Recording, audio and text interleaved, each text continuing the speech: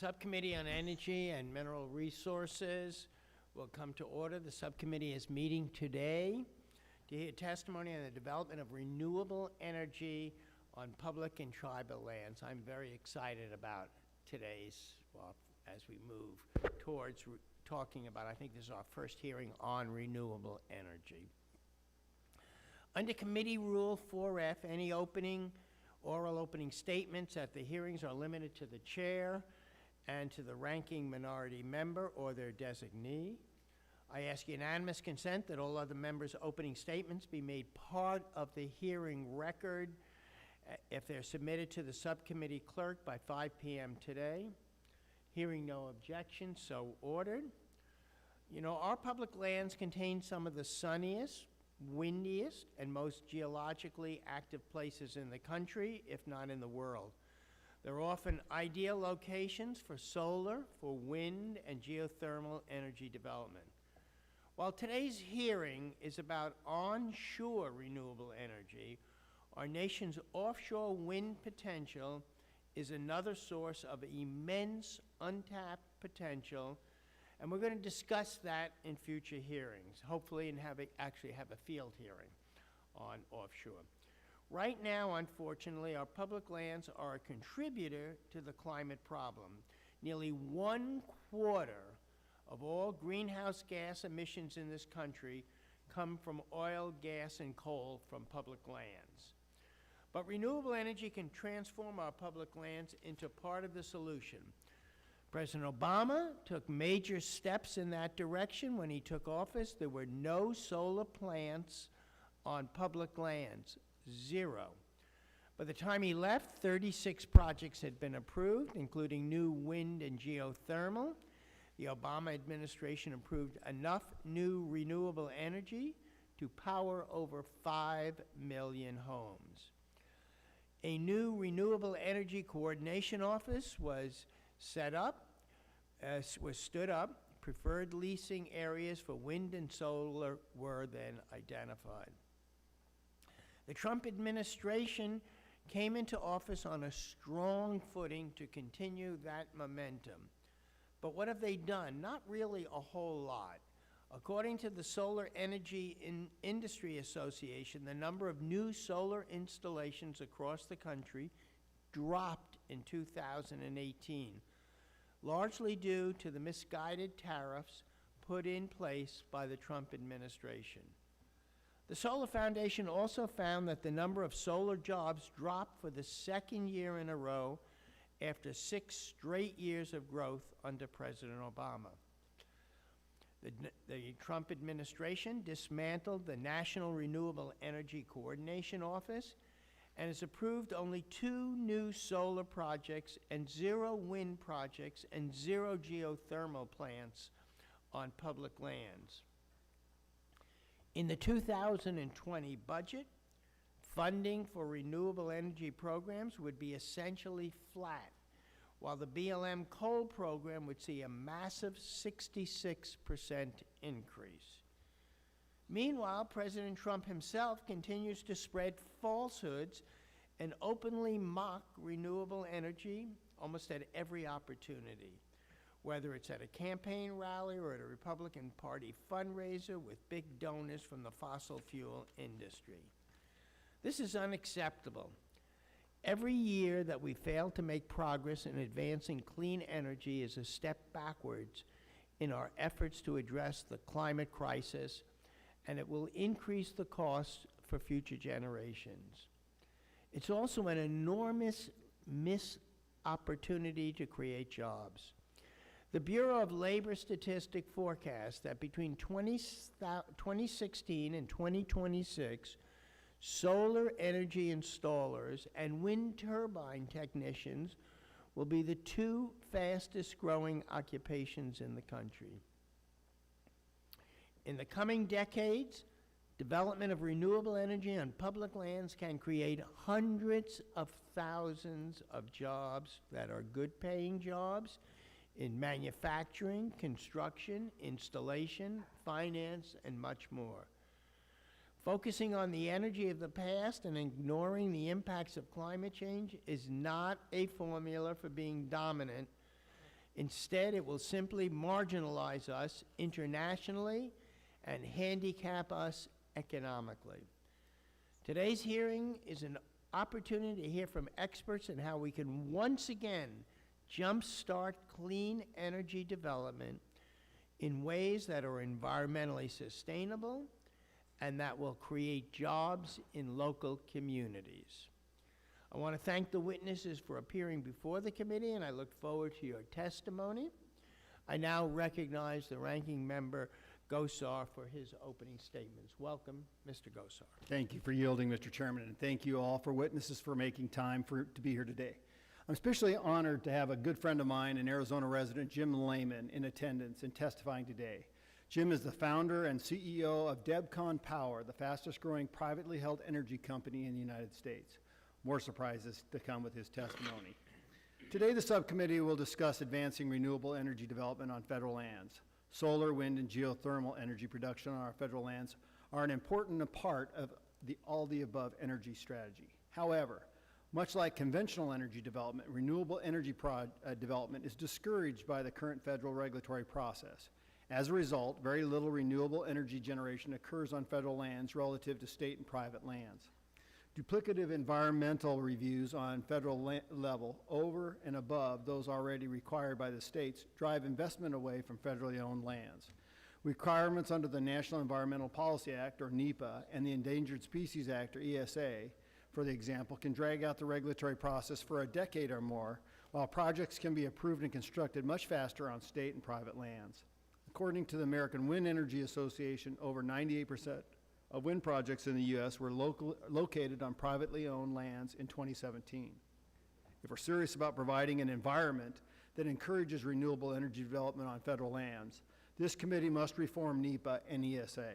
Otherwise, we will never remedy the disparity in production on federal and non-federal lands. To address these issues, I've previously introduced and plan to reintroduce the Public Lands Renewable Energy Development Act, or PLREDA. This legislation improves the permitting process for wind, solar, and geothermal development on public lands and establishes a revenue-sharing mechanism that ensures a fair return for all.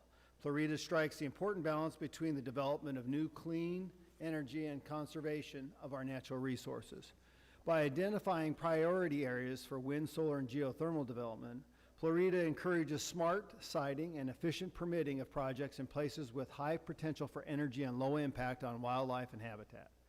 Planning ahead for development in priority areas offers developers certainty for their project timelines, which also saves time and money. Furthermore, PLREDA creates a positive incentives for counties and states to support the construction of a renewable energy project on federal land by ensuring that a portion of the project revenues flow back to the states and counties. Importantly, the bill also helps improve public lands for future generations by directing a portion of project revenues to conservation for fish and wildlife management. It is also important to note that renewable energy and battery storage technology requires critical minerals and rare earth elements. I have one right here from one of the only mines in the United States right here. If we're not going to make a commitment, we can't have this. And we're dependent upon supply chains from around the world, particularly those from China. Despite substantial domestic reserves, most of our critical minerals come from foreign imports, particularly China. Permitting a new hard rock mine in the U.S. can take 10 to 12 years due to onerous federal regulatory requirements, compared to 2 to 3 years in Australia and Canada. Such policies drive investment in mining projects abroad, where environmental and labor standards are not nearly as stringent as they are here in the United States. Promoting responsible renewable energy development in the U.S. requires that we make the requisite investment in mining critical minerals to avoid supply chain disruptions and reliance on imports from unfriendly nations. While Republicans on this committee are supportive of all the above energy strategy, which includes renewable energy, I'm also wary of overly ambitious plans to rapidly transition our electric grid to utilize only renewables, like the Green New Deal. While solar and wind energy are more cost-effective and reliable than they once were, severe storms or extreme temperatures can impact the reliability of these resources. For example, during the polar vortex in the Midwest in January, wind turbines were unable to produce power, and utilities had to offset those losses with natural gas and coal. To ensure access to affordable, reliable energy, we must maintain access to baseload power sources, as renewable resources cannot be stored in great quantities like coal or natural gas. Without these resources, communities are subject to rolling blackouts, endangering the health and safety of our local communities. Solar, wind, and geothermal energy are an important part of all the above energy strategy, but they aren't the sole solution. We need a balanced portfolio that utilizes all of America's energy sources. Once again, all the above energy. I look forward to hearing from the witnesses today, and thanks, Jim, for attending, and I yield back.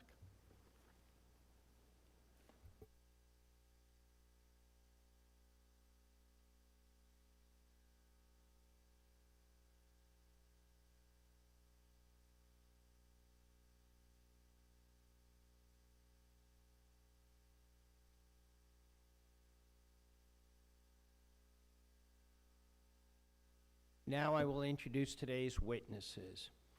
Erica Brand serves as the Director of the California Energy Strategy at the Nature Conservancy, where she works on state and regional policies related to clean electricity and land conservation. Lyle Jack is the Chairman of the Board of the Ocheti-Shakowee Power Authority and a member of the Oglala, I hope I pronounced it right, the Oglala Sioux Tribe of the Pine Ridge. Oglala? Oglala. We're going to go over that again, and you're going to Oglala. The Ocheti-Shakowee Power Authority is a corporation entity formed by 6 Sioux tribes to jointly develop renewable energy resources. Jim Laymon is Chief Executive Officer of DeepCon Power, as was pointed out by the ranking member. It's headquartered in Arizona. DEPCON, I think it's DEPCON.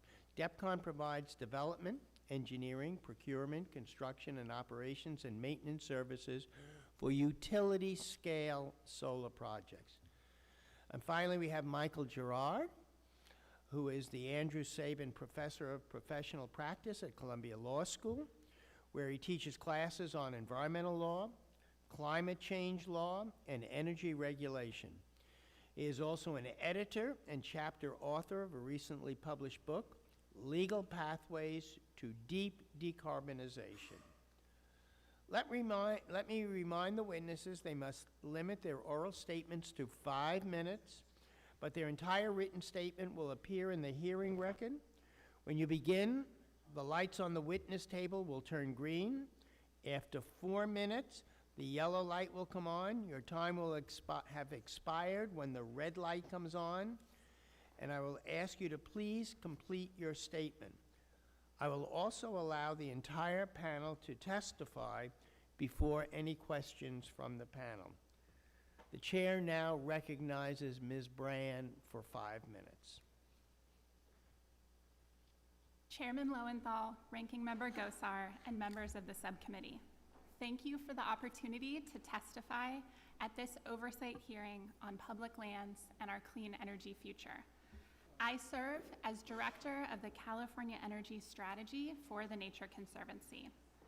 I have over 15 years of experience in balancing the development of energy infrastructure and protection of nature in California, first at a gas and electric utility and now at the Conservancy. We are a conservation organization working in all 50 states and around the world to protect ecologically important lands and waters for nature and people. We support practical, innovative climate solutions to create an energy future that is reliable, cleaner, and gives consumers greater energy choices. The messages I hope to leave you with today are these. First, renewable energy development does not need to conflict with conservation of critical lands and waters. Second, smart planning for renewable energy and conservation can yield better outcomes for businesses, communities, and the environment. Third, public lands play an important role in transitioning America's energy mix. Our written testimony details our full recommendations but I will highlight a few examples of important opportunities for achieving a clean energy future. The Conservancy believes we need to move to a low-carbon future. Providing reliable and low-cost clean electricity will require investments and innovation in energy efficiency, demand response, and electricity storage, combined with local and utility-scale renewables. Utility-scale wind and solar energy can require hundreds or thousands of acres per project, and if not put in the right places, can impact critical natural lands. However, the land requirements of large renewables should not deter progress. Through the appropriate policy and planning frameworks, utility-scale wind and solar can produce electricity that is clean, low cost, and low impact to natural lands. A new study by the Conservancy, in partnership with 2 energy consulting firms, models California's 2050 electric sector and shows that it is possible to build the renewable energy to decarbonize and protect critical natural lands. The study also reveals that significant natural resources could be lost if the appropriate policy and planning frameworks are not in place in creating a clean energy future. Smart planning frameworks that ensure responsible, renewable energy development on public and private lands are not only better for nature and biodiversity, they're better for project development.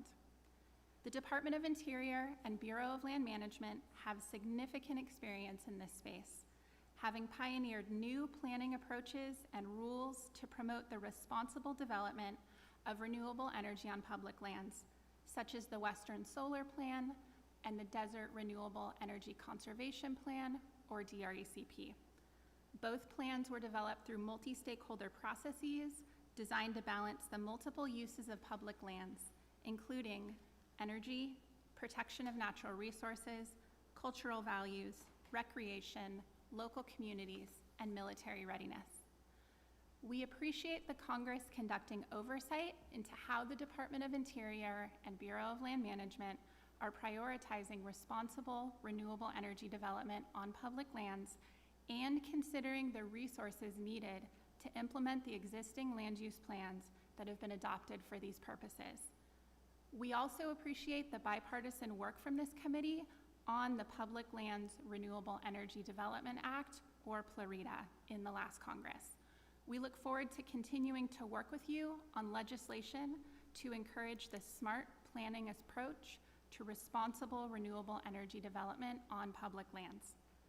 America's public lands have a significant opportunity to shape the clean energy future by developing clean domestic energy, creating jobs, reducing carbon pollution, and protecting natural resources for the benefit of current and future generations. I'll close by thanking the subcommittee for today's hearing and exploration of these important issues. I look forward to your questions. Thank you, Mrs. Brand. And now the chair recognizes Mr. Jack. Good morning, Mr. Chairman, Mr. Ranking Member, members of the subcommittee. Thank you for the opportunity to address you today. My name is Lyle Jack, and I'm an enrolled member of the Oglala Sioux Tribe and chairman of the Ochete Shakoi Board of Shakoi Power Authority.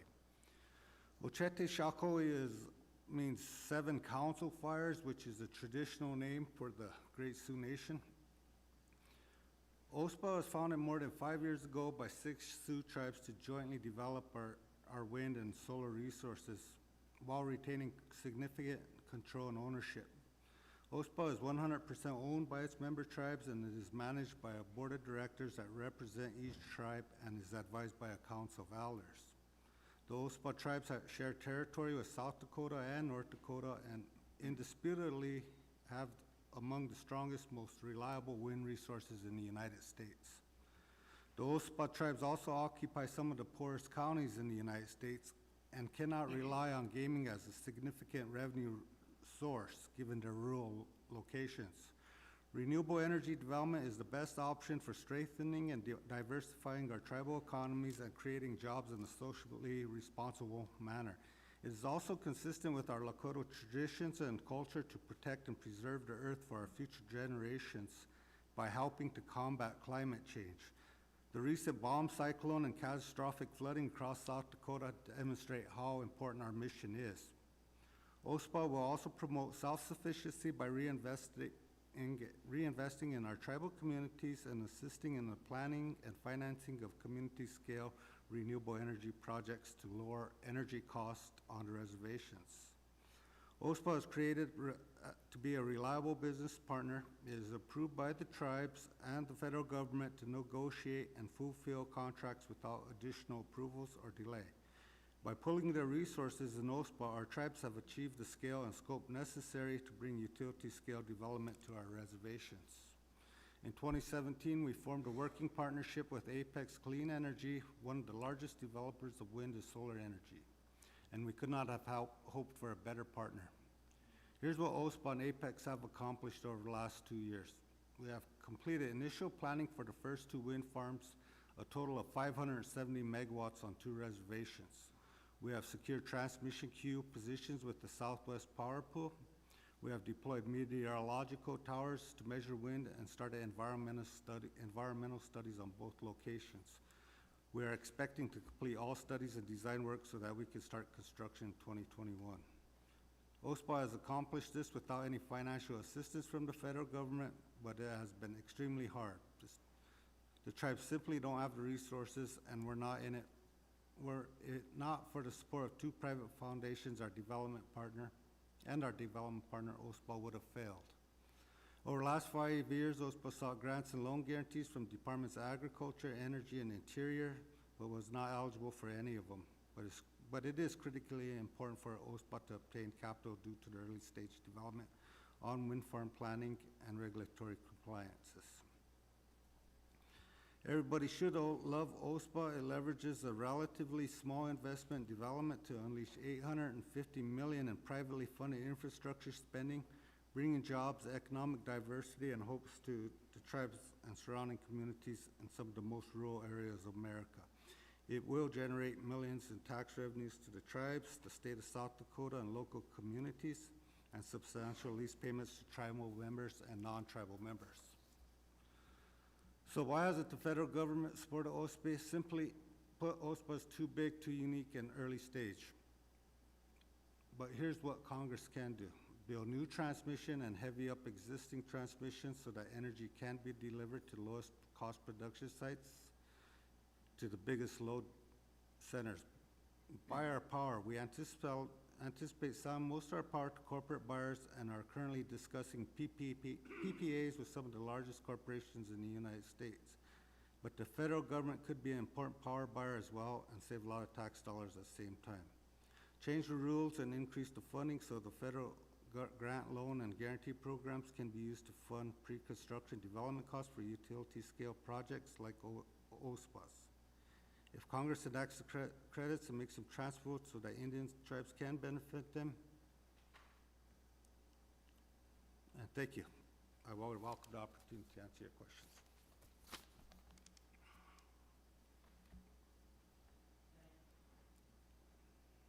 Thank you, Mr. Jack. Now, I recognize Mr. Laymon for 5 minutes.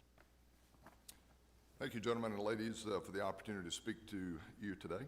I'm Jim Laymon, founder and Chief Executive Officer of DEPCOM Power.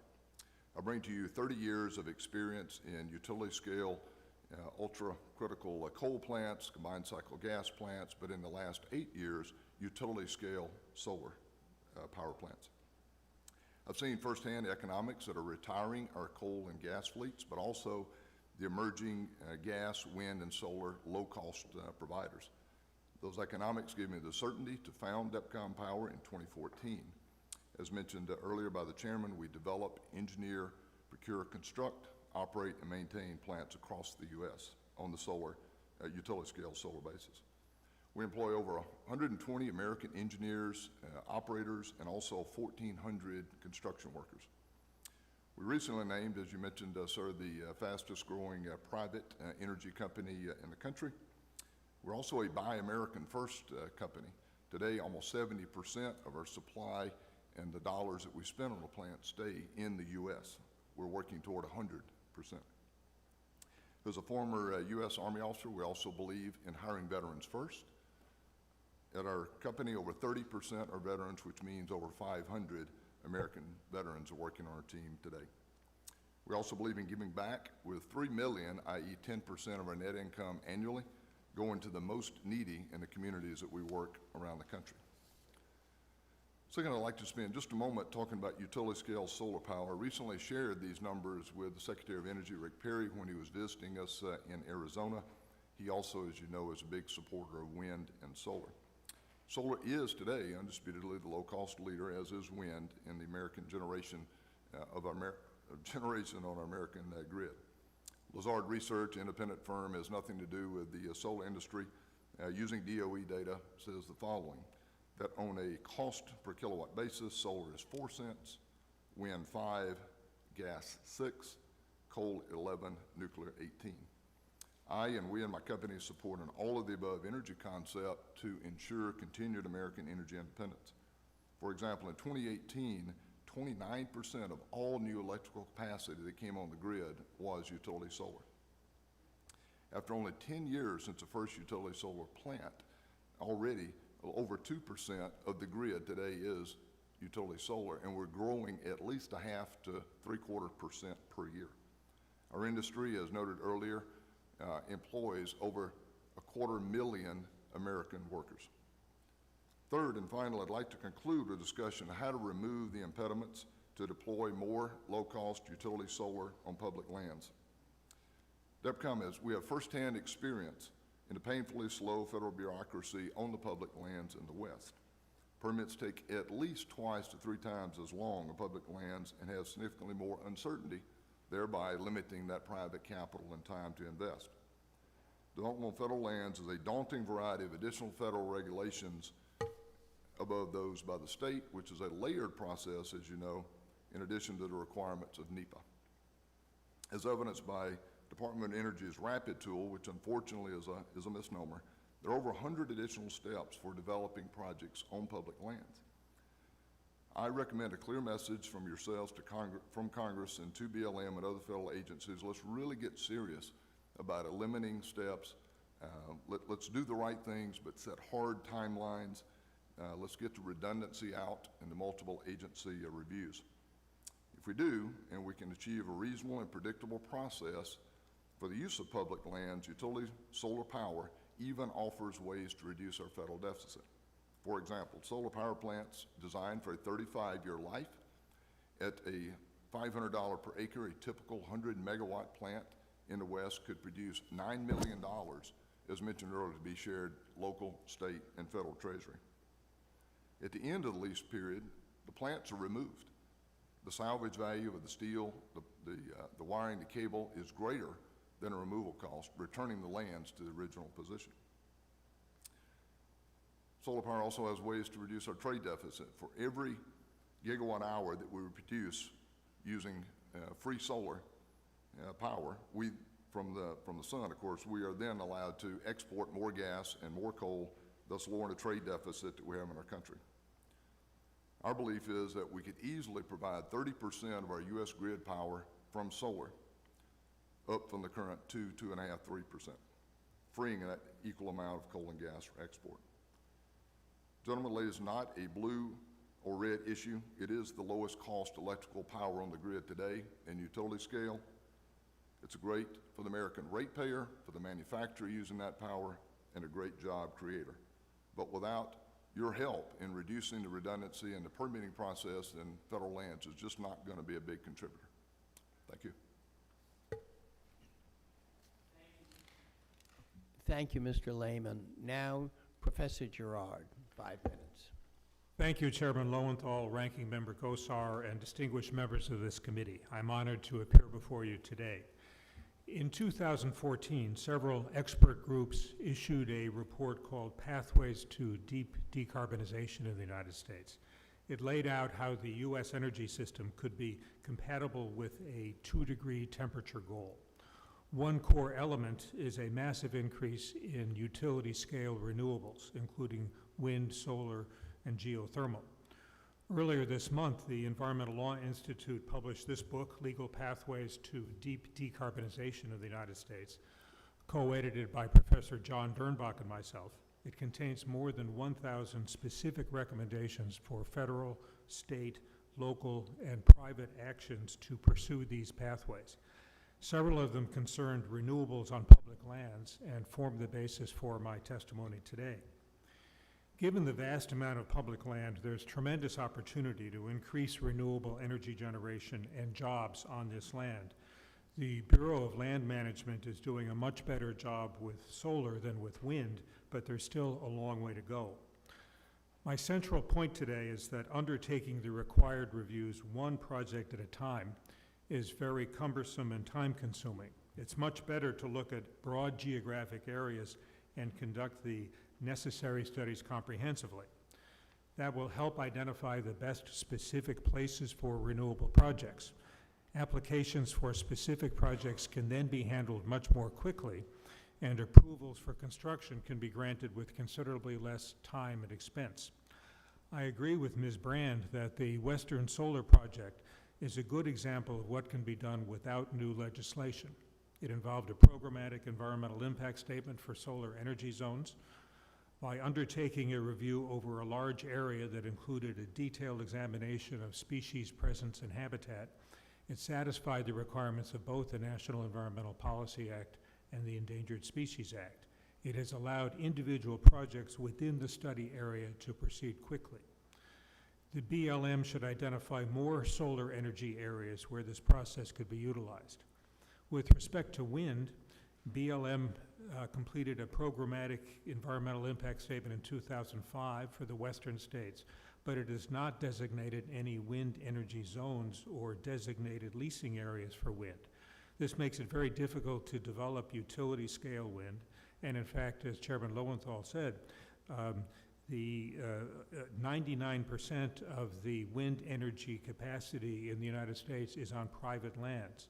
BLM should undertake the environmental reviews needed to designate wind energy zones. Many projects have been stymied by lack of coordination among the multiple federal agencies involved.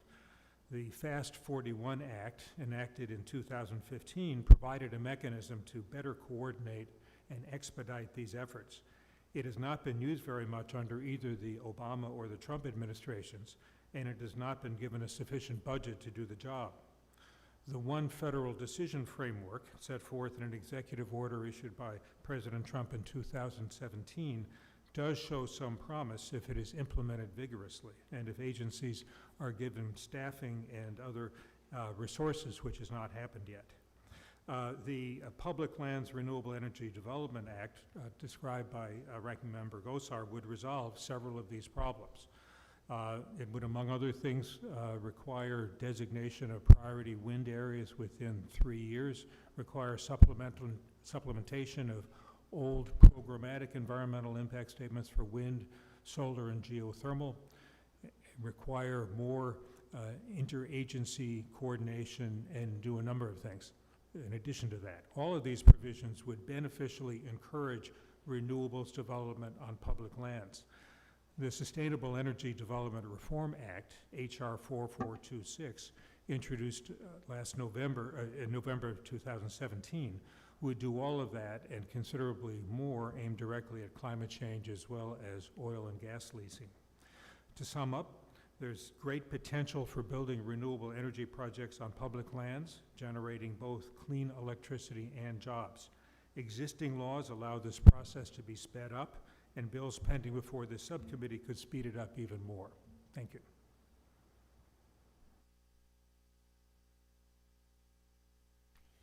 Thank you. And now that and I want to thank all the panelists for their testimony. I want to remind the members of the panel that Rule 3D imposes a 5-minute limit on questions. The chair is going to now recognize members for any questions they may wish to ask the witnesses. I'm going to recognize myself first. You know, in listening to you all, you've all kind of touched on it, but I am kind of really shocked and surprised that we have not seen in the last couple of years any advancement, especially in solar. I'm not sure, I don't have the data on wind projects, You know, as I mentioned, that the number of solar jobs, the Solar Foundation has dropped for the second year in a row after 6 years of growth. So we've all of a sudden seen a drop, and we've only done, the administration now has only approved 2 new solar projects and 0 wind projects and 0 geothermal plants on public lands. They've also, as I mentioned, the budget is essentially flat for renewable energy programs, while BLM coal is up by 60-some-odd%. The question I have to you is, why this drop now? Is it the requirements? Is it so large? Is it not doing program-wide kinds of assessments? Why all of a sudden in the last 2 years, after we had seen such large progression, has there been such a drop? Is it the tariffs that have, no, I don't think any of you have mentioned yet this morning, but why now are we seeing a drop in renewable energy on public lands? Anybody want to jump in and answer that question? I think I'll take that one in part, Mr. Chairman. The tariffs did push projects in first quarter of last year due to the uncertainty, but once they were established, we in the industry, from the vendors, the developers, the owners, we all had to kind of work together to still get our costs down, because the power purchase agreements, we compete, of course, with gas and other forms of electricity on the grid. That doesn't move, right, regardless. So we had to compete with those. So we have simply moved that project stream. We've seen a large increase in our fourth quarter last year, for example, on projects that shifted. I would offer to you that it's somewhat also kind of moved again toward that private land. We've seen a fairly steady this year backlog coming in that will be just above last year, but it appears to be in that 7-8 gigawatt range, which of course is about 3/4% of the U.S. active grid power. So it's still robust, but certainly on public lands, we'd love to see more. And again, from a macro standpoint, as many of us discussed, do the right thing, but try to reduce that significant redundancy from, say, 6-8 years to the 2 that we might see on private land. Anybody else want to jump in? Why now are we dropping in solar jobs and no wind projects? Should we be doing something differently? I know some of the planning, you've raised some of the issues around planning, but what else? Why now? Mr. Jack? Yeah, one of the reasons is the uncertainty of the production tax credits. You know, whether if they're going to stay or if they're going away. It has investors reluctant to invest, and the tax credits are what bring the cost of energy down. So we don't know if they're going to expire in 2021 or if they're going to be continued. So yeah, the production tax credits. The tax credits. Yes. So that's a driving force on what makes our projects affordable, you know, so without that certainty, Without that certainty, you're not just going to be developed. very hard, yes. Professor Gerard? The NEPA process, as Mr. Laymon said, is an impediment unless the techniques that are available under current law are utilized. As I indicated, the Western Solar Plan has been very successful. BLM should be identifying additional solar energy zones, and those make it much easier and much faster to build these facilities. Also, the uncertainty about the nature of U.S. energy policy and policy toward renewables has, I think, dampened some of the development, although at the state level, certainly in California, there's been a great deal of progress. Thank you. I'm going to yield back now, and I'll return to questions a little later. Now, the ranking member is recognized. Thank you, Mr. Chairman. Mr. Laymon, thank you again for being here. Now, your company is a great example of the private industry taking the lead in and making our energy portfolio cleaner while also assuring reliability. What do you see as the biggest threat to reliability and affordable American energy? Well, certainly on the mineral side, we're blessed, you know, the fact that the solar panels are naturally occurring elements. To use those, as we're moving more toward the battery storage side, there are some critical elements, cobalt, for example, that We need to look inside of our country for those sources, just as we're talking about looking for how to speed processes, and in permitting, let's also do the same for sources of that.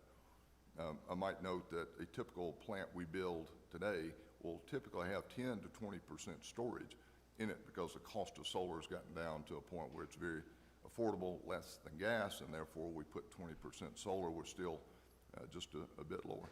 The only real impediments that we see is not on private land. We see a very robust market there. Public lands, as we mentioned in some of the commentary today, if we could all work together to streamline that, we could be even more effective.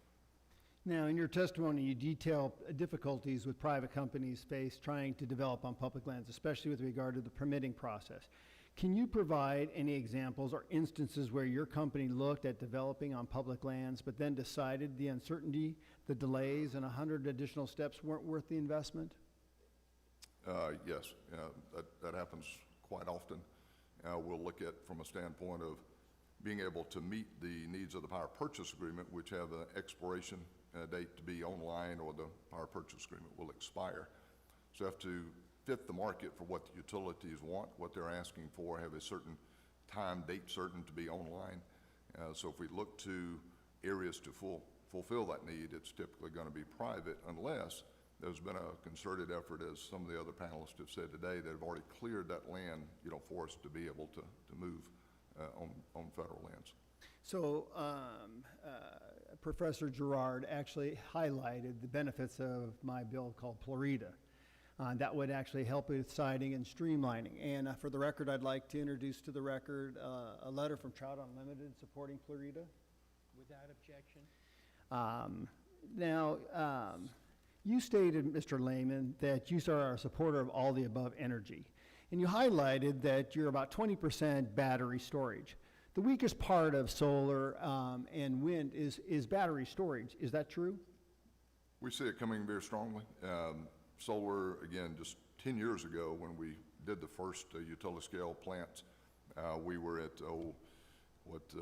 14 cents a kilowatt hour. Today we're at, the unsubsidized basis is 4. Subsidized at ITC, we're about 3. So that gives us that ability to add on 20% of that by storage. Costs are coming down. I would predict 5 to 10 years, based on what we see trend lines from Tesla and others, how that battery storage is going to be even a bigger part. As a testified, I think 30% is a reasonable number today for solar on the grid.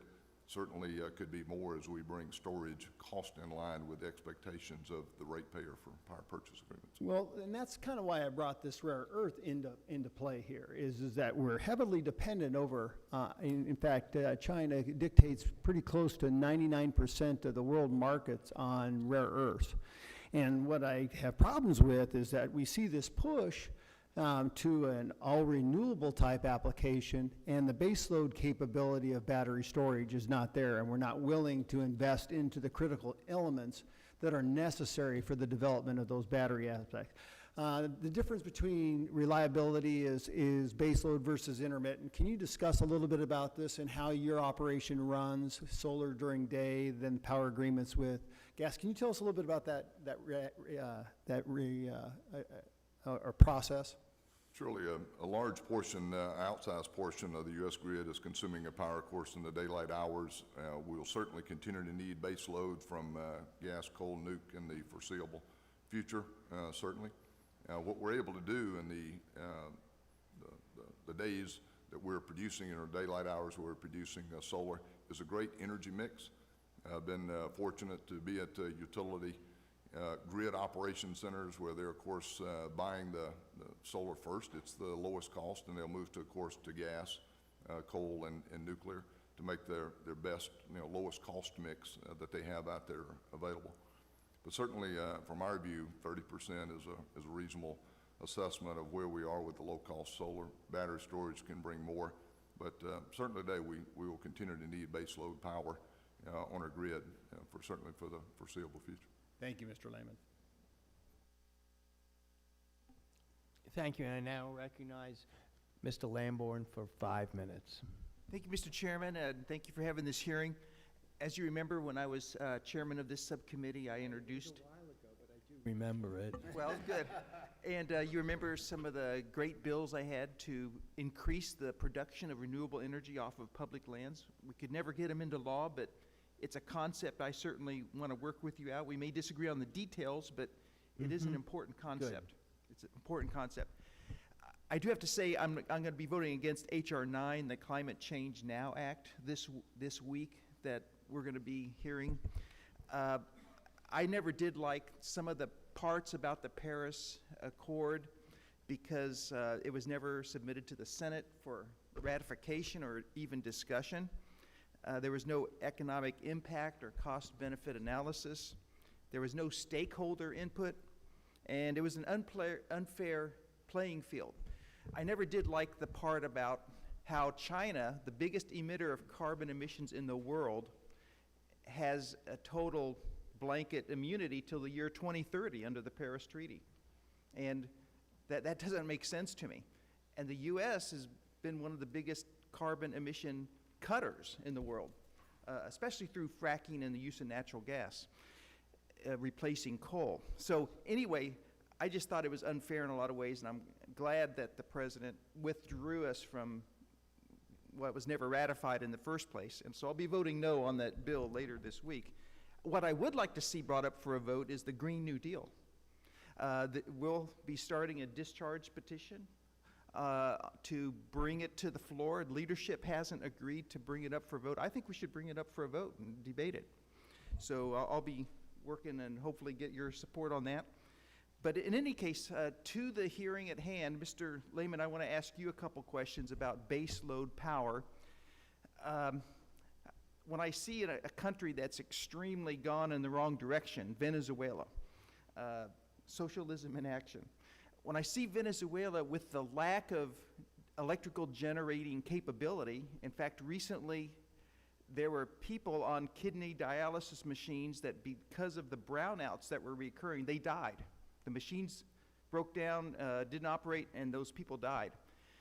I just think it's really horrible if we don't have electrical baseload power.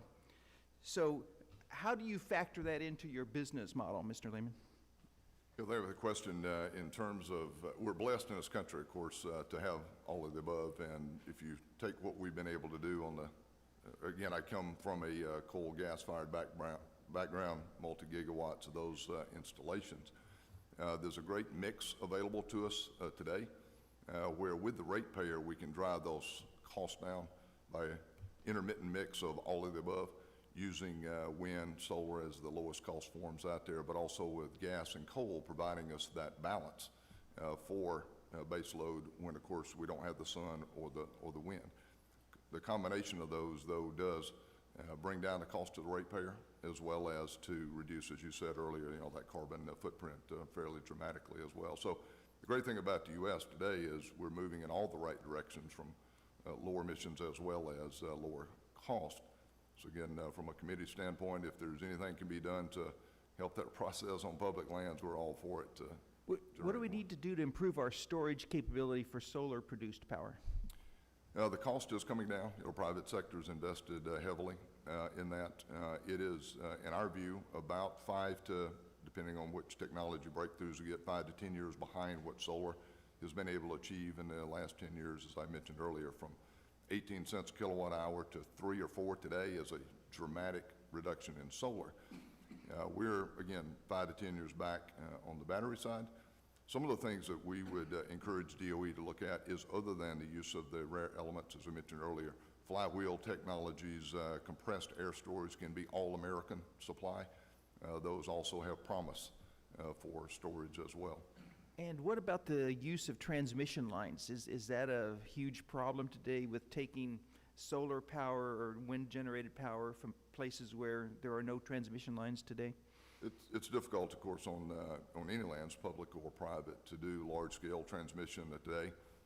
Unfortunately, China is a model there. They are using their high desert areas and putting 10-mile-wide corridors in for generation. I, in Arizona, can see, or in California, some of those things that were done, let's say, going back to the Eisenhower eras, where you see large corridors of transmission.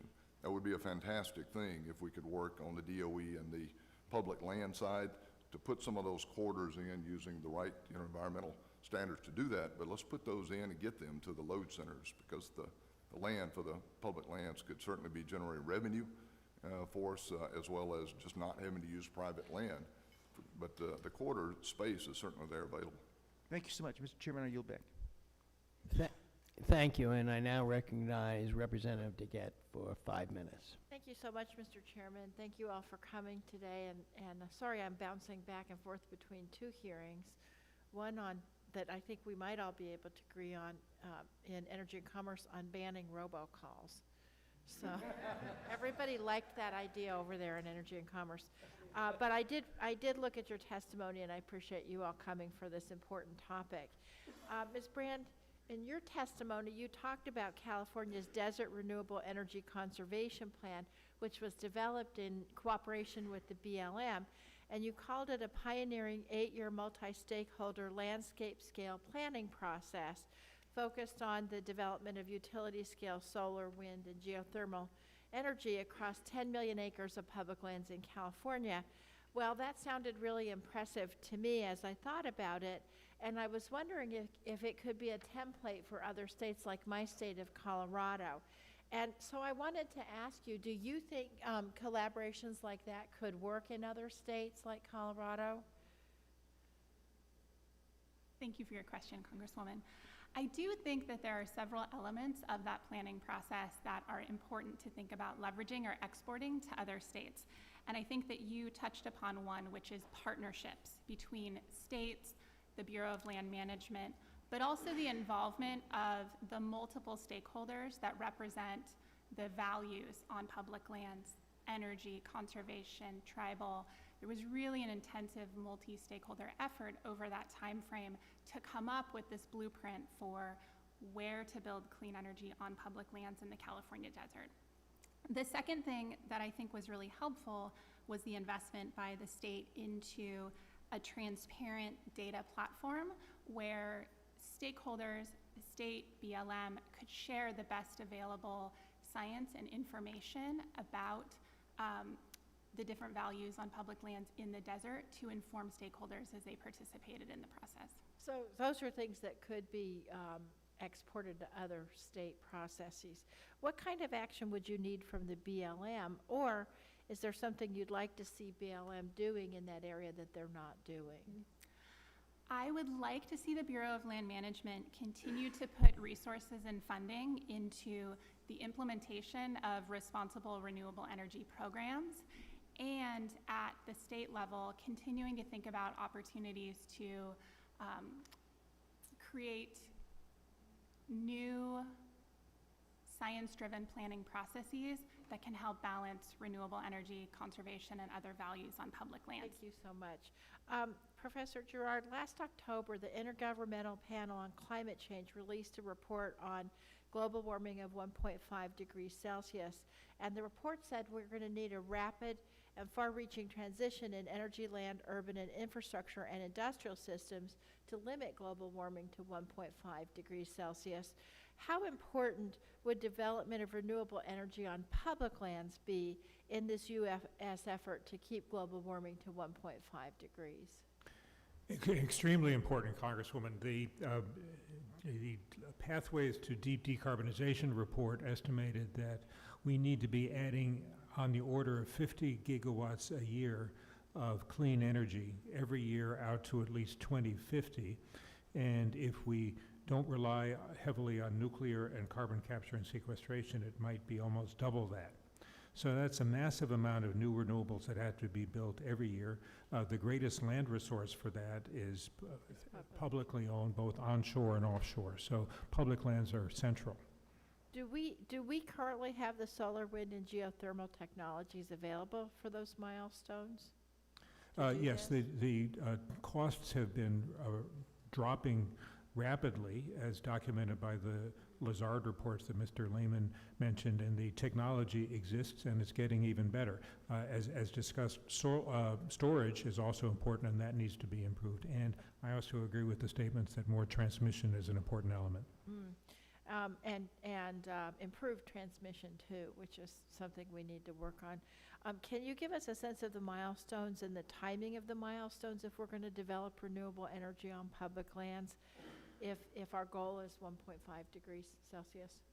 So if we need to be adding at least 50 and maybe 90 or 100 gigawatts a year out to 2050, we could look at providing a significant percentage of that on public lands. And so that would require rapidly moving forward with the NEPA and other processes to get the designated wind and solar zones to expedite the approval process. Thank you. Thank you so much, Mr. Chairman. I yield back. Thank you. And now I recognize the ranking member, Mr. Westerman, for 5 minutes. Thank you, Mr. Chairman. Thank you to the witnesses for being here today. This is a good topic to discuss. I appreciate your written testimony and your verbal testimony. One takeaway that I see is that NEPA can provide obstacles even when we're looking to do renewable energy projects. One thing I wanted to start off with, though, is when we look at greenhouse gas emissions and how we address those, I want to, again, emphasize the importance of healthy, resilient forests. Forests are the natural carbon sink, and they play a key role in taking carbon from the atmosphere, releasing oxygen. And as we look at the different categories of renewable energy here, there seems to be a gaping hole when we talk about renewables. I didn't see the mention in anyone's testimony about either hydroelectric or biomass. And I know hydroelectric already makes up about 41% of all renewable production, the largest sector of renewable energy in the country. And biomass also is well established in the country. We see tremendous forest fires every year. I did a back of the napkin calculation that showed that the amount of energy released in the forest fires a couple of years ago was the equivalent to about 25 billion gallons of gasoline. We also know that when those forests combust, they put more carbon into the atmosphere. So my question is why did no one bring up biomass in their testimony today? Congressman, we didn't, in 5 minutes, I didn't have time to talk about biomass, but I will say that the Legal Pathways to Deep Decarbonization book talks extensively about the potential for expansion of both hydro and biomass.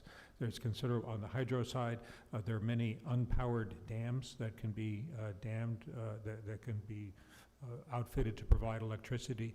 And on the biomass side, there's very considerable opportunity to convert biomass into gas, not a different form of natural gas, and also as a supplement or replacement for petroleum fuels. So done in the right way, I think there is very considerable opportunity with biomass.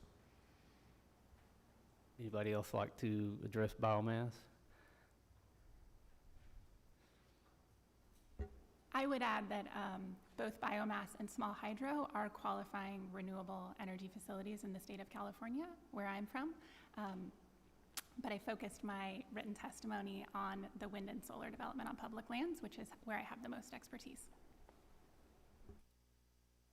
Yeah, and as for me, our main focus was wind. We got an abundance of wind. We do have some hydro in South Dakota with the dams. And the tribes do receive a credit from the Western Area Power Administration for those hydro dams, a tax credit on their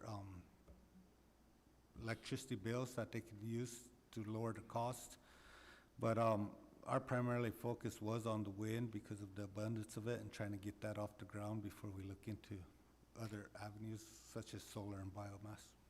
But I'm going to need to move on. So does anybody on the panel disagree that if you're using biomass and the growing stock on the forest continues to increase every year, that it's not, that biomass is renewable and sustainable and it's a net carbon sink? Does anybody disagree with that? So I know some people want to argue whether biomass is carbon neutral or carbon sink. Also, I can feel your frustration, the same frustrations you have with environmental laws being weaponized to stop projects are being used to stop the management of forest, which is a double whammy, because we could be using these forest residues for fuel, and plus we could be preventing a lot of these forests from going up into flames. I know in states like Arkansas, where I live, in states like Georgia and others across the southeast where we do forest management, our forests are putting on net increases in above ground biomass every year. You go further out west and you see states like California and Colorado where the forests are dying and burning faster than they're growing back. So I hope that whatever we do for renewable energy like wind and solar to help with the permitting process, that we could apply those same rules to forest management so we could really help protect the environment. I yield back. Thank you. The chair now recognizes Mr. Hearn for 5 minutes of questions. Thank you, Mr. Chairman. I appreciate that. Thank you to the witnesses for testifying today.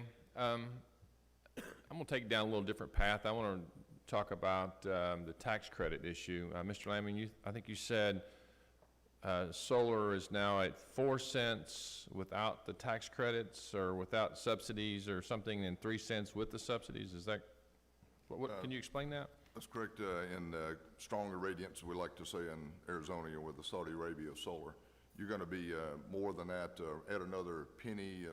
Let's say when we go to Rhode Island, we're in the 4 cent zone. Nevada, Arizona, we're in the low twos. So, on an aggregate basis, yes, sir. Well, the reason I asked that question is there was a question that was asked, and I think, Mr. Jack, you answered this, why we didn't build more, and I think you said because we were waiting on the tax credits to come through. Yeah, it's not so much we know the tax credits are going away in 2021, or they're supposed to be, but as developers, we utilize those tax credits to, to bring the cost down for our consumers, and that's really what allows developers to be able to afford to develop a energy project. And so without that tax credit, it's hard to get investors are reluctant to invest in your company. So what's the cost of fossil fuel, of oil, to produce energy? Well, so what would, if you transfer that to, I'm assuming you're talking at 4 cents a kilowatt hour, or what are you referencing it to? 4 cents. And so when you look at the blended rate, I just happened to pull up the blended rates of the cost per kilowatt hour across the country. The average is about 10 cents a kilowatt hour, according to a 2018 study by the Energy Information Administration. And California is about 60% higher than that at 16 cents. There's obviously several states that are under 18. South Dakota, North Dakota are around 10, or right around the national average. Arizona is about 20% higher, sort of right in there. So I guess my question is, if it's such a great deal for us for the consumer, why would we want to, is the 1 cent really making that big a difference for consumer or for builders? If it's that much better, why wouldn't you build them like crazy? Because I would think that the entire population would want something that's half as much. Yeah, I agree. There's a lot of variables, we could build a lot more. Sure. We just don't have the consumers in my state, it's so rural that we couldn't unload the power that we could just in our state. We have to export it. And the big thing is transmission. We just don't have the means to do that. So that's one of the biggest hitters. Yeah, and that's what we're seeing also. Oklahoma, we went on a tax credit project for about 5 years with the wind energy, and I think, going back to you, Mr. Laymon, I'm a business guy, you're a business guy, you have to have an ROI regardless of where the money comes from. I mean, this is all of our money that we're using here. The government has no money. I keep reminding people of that. They have ours. But it should be some kind of a return on this, and we did this with Oklahoma taxpayer money. When I say we, I mean, I got to pay the tax because I wasn't in office. But we found out that after we built them, there's like 3 or 4 people working on a wind farm that may have 100 mills on it. So there was zero tax-based generation. All the construction workers left. Unlike when you have fossil fuels that drill in our state and drill in other states, and the blended energy workers, whether you're doing hydro, which takes a lot of maintenance workers to maintain that, you put a lot of people to work that contribute to the tax base to create an ROI for the tax credit you gave. And so I'm a little bit confused if it's such a great, well, let me just get off of that for a second. Do we know, Mr. Gerard, you'd mentioned, and I think my colleague over asked you the question, and you didn't really give a specific answer, but you said, if we could drill, how much could we lower the 1.5 degree C increase in temperature? You said it'd be significant or really great or something. Can you quantify how much the United States contributes to that 1.5 degree increase globally? The U.S. is today responsible for maybe 18% of global greenhouse gas emissions. We're the second largest emitting country behind China. In terms of historic contribution, the U.S. is still by far the largest contributor to the load of greenhouse gases that are in the atmosphere.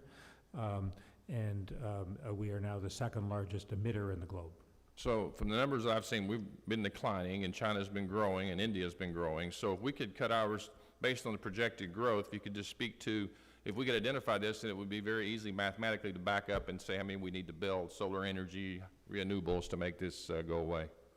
If you could discuss that maybe. So there's no way that the world meets a 1.5 degree goal or even a 2 degree goal unless the U.S. greatly cuts back on our emissions and China cuts back on its, and the growth in India is not as great as it might be, and Europe cuts back on Russia and so forth. It's a global problem. Every country needs to reduce substantially, and without each major emitting country greatly controlling its emissions, we'll never meet those objectives. Thank you for saying that. I really appreciate you doing that. Mr. Chairman, I yield back. Thank you. We're going to do a second round of questions. I just want to follow up first, and I'll yield myself 5 minutes now. I want to follow up on what Representative Hearn had done, and I want to ask Mr. Gerard, we've talked about 1.5, but it's my understanding that we've blown already past 1.5 and that we're really rapidly approaching 2 degrees. Is that your understanding also? We are now at about 1 degree.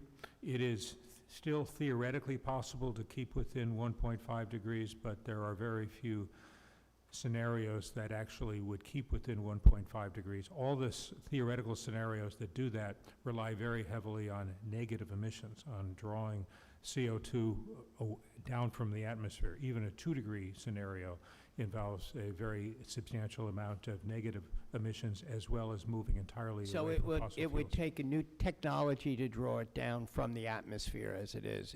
Does that technology exist today? So there are several technologies that are now under study at the laboratory scale. None of them are really at the commercial scale for the mechanical methods of direct air capture. We do, of course, have the ability to absorb more CO2 by forests and various actions with wetlands and so forth. Those technologies have been around forever. I have another question to ask you. In your actual, in your testimony, you talked about, I believe, Professor Gerard, you mentioned that the administration's solicitor's opinion on the Migratory Bird Treaty Act has created legal uncertainty for the renewable energy industry. Can you explain this a little bit more? What problems has this change in interpretation created for the wind and solar industries? Traditionally, the Migratory Bird Treaty Act was interpreted to mean that it was illegal to take any actions that killed migratory birds, whether intentional or not. Right. The solicitor's opinion said intent is required to make out a violation. That opinion is the subject of 3 pending lawsuits, so there's uncertainty about how it will turn out. We also don't know whether the next administration might have a different view and reverse the solicitor's opinion. So someone wanting to build a wind or solar project doesn't know whether in a few years they will get in trouble under the Migratory Bird Treaty Act. Much greater certainty could be provided if the Fish and Wildlife Service were to set up a system to issue incidental take permits, to give permits for under what conditions is it okay for birds to be killed. That would be much greater certainty and would reduce this uncertainty that's getting in the way of development. Thank you. I want to return to Mr. Jack. First of all, I don't know if anybody's really expressed their condolences to you and your community in the wake of the severe flooding that occurred this spring on the Pine Ridge Reservation. I want to thank you for traveling to Washington to testify before our committee while you continue to work on the recovery from these storms. The question I have for you is that your tribe has faced many social and economic challenges. You mentioned in your statement that you come from one of the most rural and poorest areas of the country. Given these many challenges, the question that I have is, how does renewable energy help you with these? And why is climate change now such a high priority for your tribe? Thank you. I appreciate the comments. You know, renewable energy really resonates with our culture and our beliefs, our values. For instance, the Lakota, as Lakota, we believe that, you know, we do not inherit the earth from our ancestors, but rather we borrow it from our children. So what we need to do is we always, in our culture, look 7 generations ahead. What our actions do today, how would that impact 7 generations ahead? So we always look at, if you use something, you borrow it, use it, then leave it for someone else in better shape than you found it. So, and because we live in some of the most rural and impoverished areas of country, development opportunities are scarce, you know, but there's no argument that we possess some of the finest winds in the United States, in this country alone. And we also have excellent resources as well. So renewable energy is key to sustainable long-term source of jobs and reliable revenues for our people. As you say, we do come from some of the most impoverished areas in the United States. So, and gaming does not, casinos or gaming does not work for us because of we don't have the population base or the big metro areas to sustain us. So we have to look at other ways of how we could sustain our economy and get it going.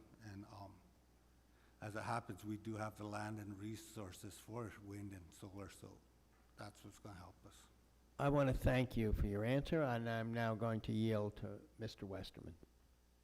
Thank you, Mr. Chairman. Thank you for allowing a second round of questions. Mr. Jack, I want to just follow up on your last statement. I think that's a great way to say what one of our founding conservationists in the country said with Gifford Pinchot, that we want to do the greatest good for the greatest number for the long run, and we should leave our environment in a better shape for the future than what we found it. So those are good guiding principles.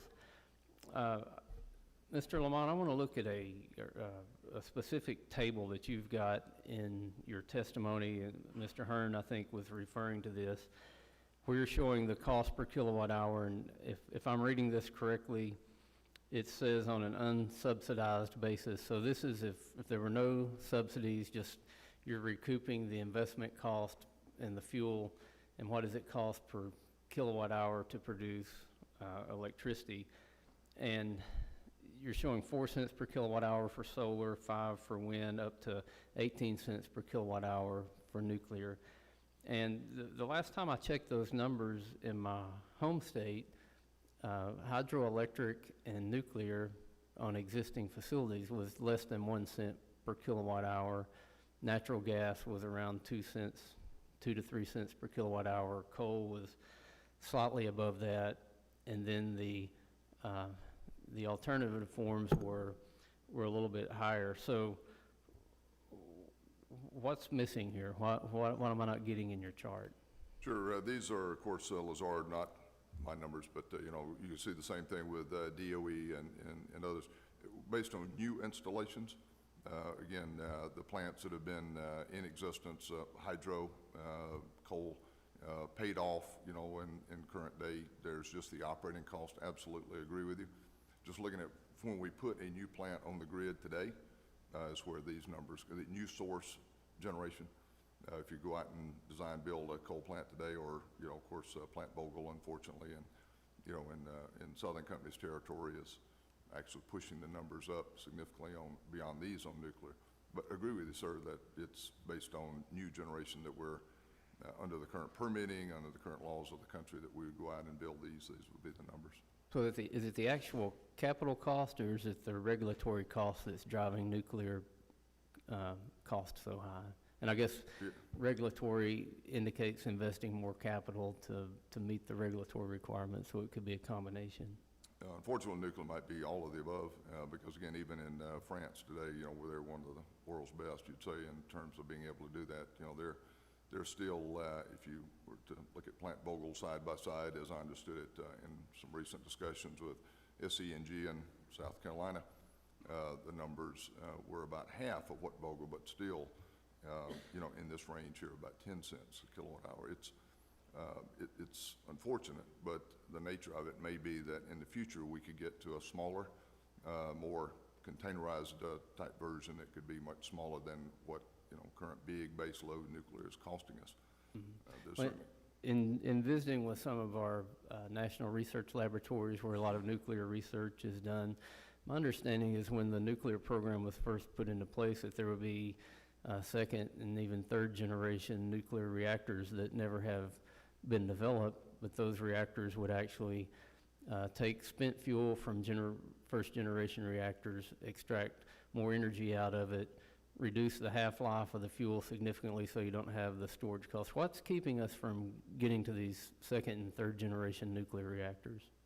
well beyond my expertise, but having previously been in the coal, fossil, and gas industry, and seeing side by side some of my fellow companies building nuclear, the Westinghouse technology, of course, is premier. It's current state of the art at Plant Vogtle, but still, even there, the cost has just been unfortunately tremendous. Even say compared in $20-odd billion for that 2 gigawatt station there. Similar on the gas side, you'd be at 1.8. We would be on a solar basis, even well below that. So. Right. A couple of years ago, I read an article in the Economist that was talking about innovation in renewable technologies, and especially in solar. They were talking about different kind of coatings, even making the road system a solar panel. Really some neat stuff. We're almost out of time, but if you get a chance to comment on where we're at in new innovations in renewable technology, I would enjoy hearing that. I yield back. Thank you, and now I call upon the ranking member for 5 minutes, Mr. Gosar. I think the gentleman's question is, its liability is the biggest problem in regards to nuclear. That's what rises the cost, is that the federal government supports it. So that's the problem, is the liability. Mr. Gerard, I take it that you support my Florida bill? I do, yes. How about you, Miss Brand? I believe with amendments that we have discussed in previous sessions to ensure that Florida reinforces a smart approach to landscape scale planning for renewable energy on public lands, we have supported. I don't know that the amendments actually work, because what it's just basically is streamlining and citing. How about you, Mr. Jack? Are you familiar with the bill? A little bit, and we don't have a position on it yet until we kind of study it a little bit more. Well, we want you to bone up on it, because I it's will. going to be introduced very quickly. Okay, thank you. Mr. Gerard, is alternative or renewable energy possible for 100% segment of our energy grid? Can we have renewable energy for 100% of our energy grid? Mm-hmm. Not yet. I think Not even close. eventually, I think it'll take decades to get there.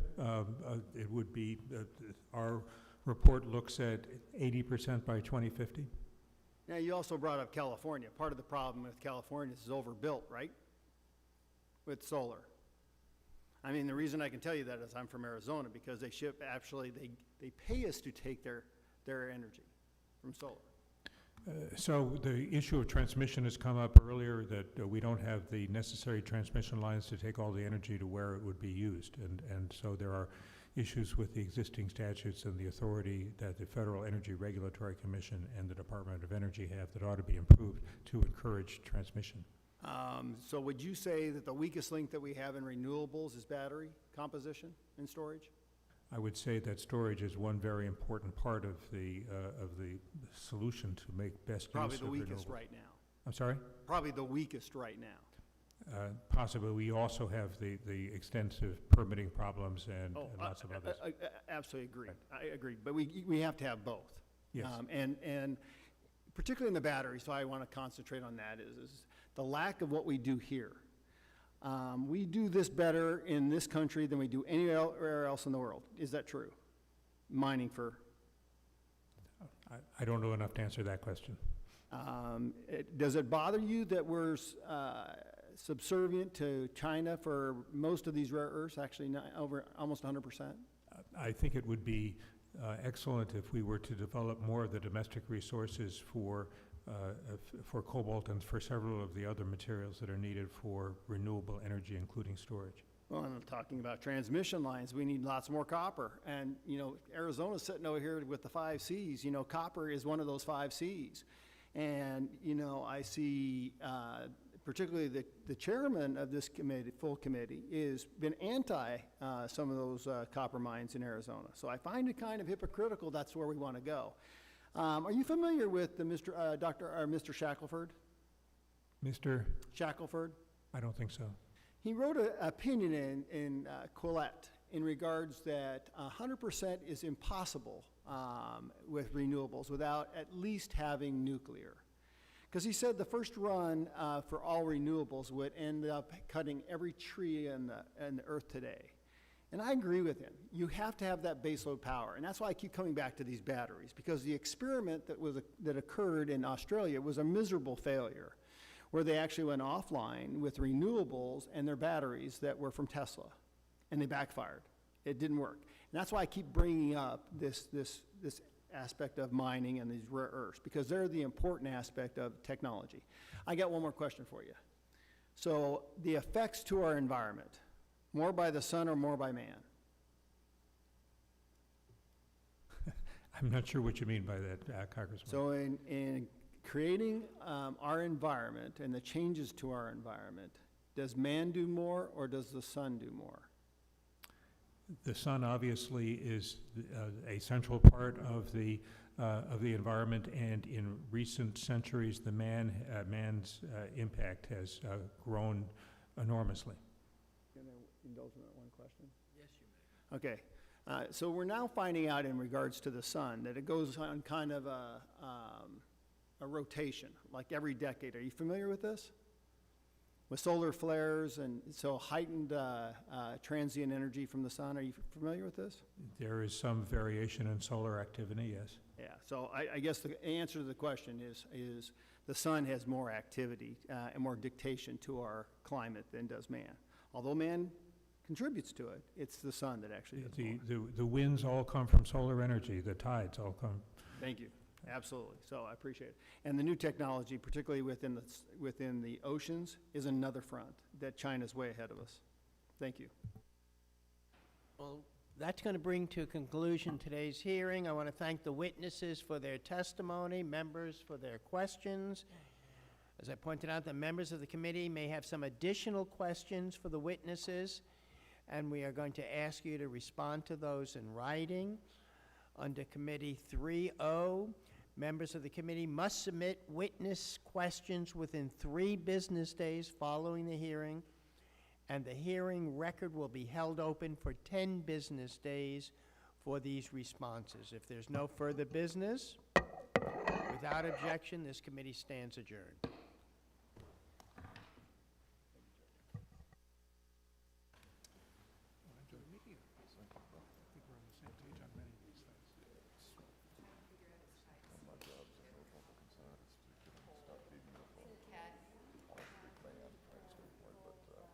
Even with the president, you know, it's constant.